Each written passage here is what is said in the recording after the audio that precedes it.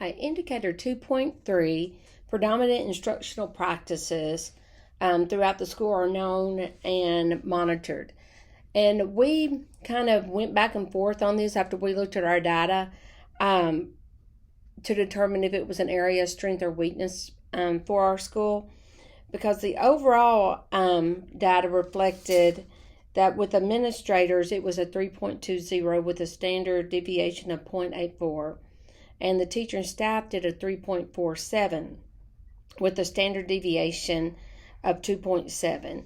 And we reflected on this because we know that it was being monitored and discussed, but not to the length that it really gave teachers quality feedback. Because when we break it down a little bit, as far as administrators, we felt we scored ourselves really high in that we were monitoring them and we could describe them, but we weren't really spending the time or having some type of systematic way of giving feedback.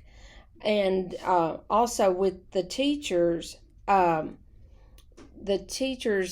they was really high in the fact that school leaders could describe the instructional practices, and they felt like the school leaders have a good handle on that, but one of the areas that they kind of looked at was that they could describe them.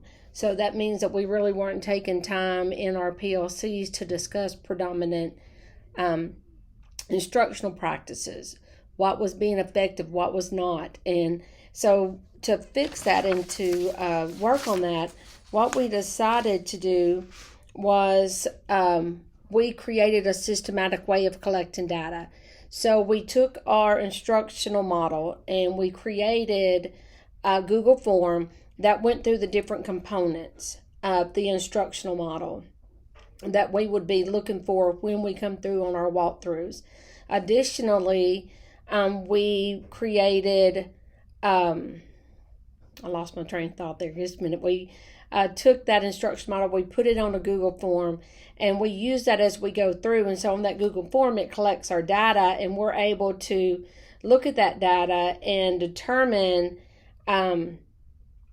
what we saw during those rounds and what we aren't seeing.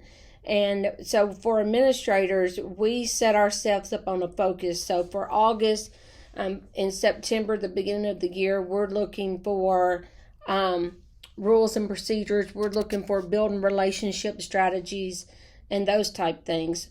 On into October, we're looking more along, are we seeing direct instruction? And then for September and October, we're looking for strategies. By that time, we should see teachers getting more predominant in practicing and deepening strategies. To help support that a little bit more, this year teachers set their PGP goals aligned with the instructional model. So then we are able to take the walkthrough form and really get specific for teachers. So if I'm a teacher and my PGP goal was to use more strategies to deepen and practice content, then I would be, when I'm in their room, it may be that I just do on their walkthrough is collecting evidence for their PGP.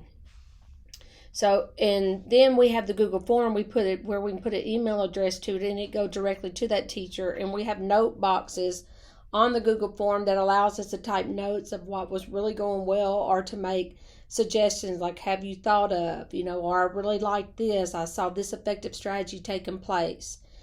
And so that was one thing that we felt like we needed to put in place to strengthen this.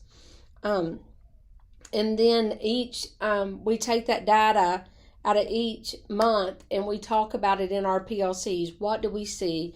What are we seeing that's really strong? What are we seeing that we probably need to focus a little bit more on? Or there's stronger strategies in some classes than others. And that's really helpful, especially if we talk about it as a grade level and we also talk about it as a content team.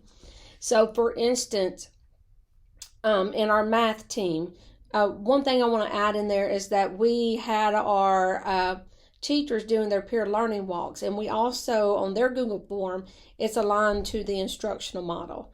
And so therefore we're kind of getting double data, I feel like, from the teacher's perspective and the administrator's perspective.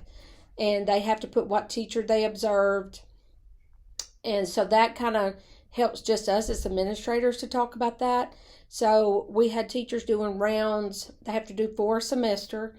And we were in our math content team meetings, or PLC meeting, and one of the teachers said, I noticed that Miss Wordlaw does a lot better job with teaching this strategy than I do.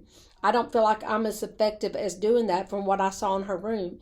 So then the other teachers they all had a big discussion about it. So now she is going to come in and teach in our next PLC for math that strategy, what she does from the time from planning and walking her kids from the beginning to throughout the classroom, so that we can make sure we're doing that really effectively in all of our classrooms.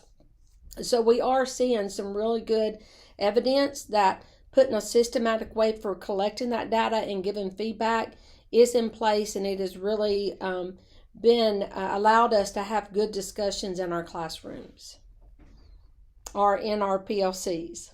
Thank you.